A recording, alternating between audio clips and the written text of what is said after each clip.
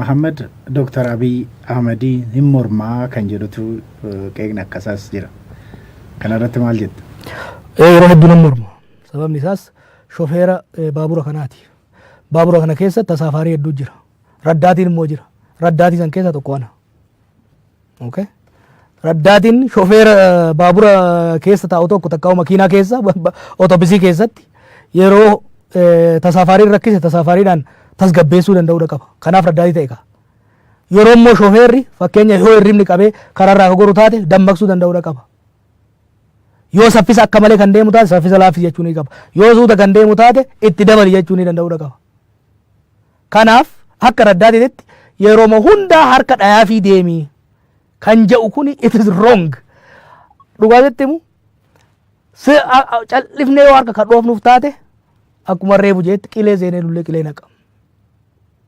Kanaaf narraas ta'ee hayyoota biraarraas kan eeggamu tifoozoo ta'uudha miti. Tifoozoo baay'ee qaba. Akka miseesantu ODP keessaa miliyoona 5 qaba. Har'a immoo biyyi guutuun isaaf harka dhayaa jirti. Beektaa ati shofeera taate makiinaa tokko keessatti tasaafariin akka malee yoo harka dhaye si nashata. Hoggaa kararraa mayitus arguu dhabuu dandeessa. Gaara hoggaa qabattus arguu dhabuu dandeessa. Hojiin raddaatiidha.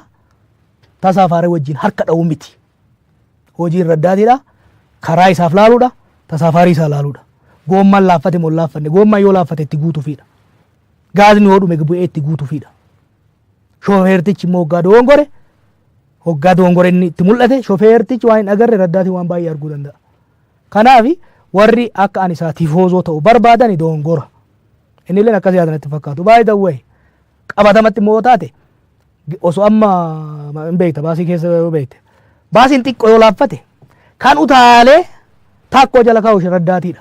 Tasaafarii yookiin irraa utaalee dheessa yookiin lafa qabata. Warri har'a isaa tifoozoo ta'ee akka malee harka dha'uuf kuni gaa biyyi tun rakkootti seente hundi ishii warri alaa dhufte alatti deebiti.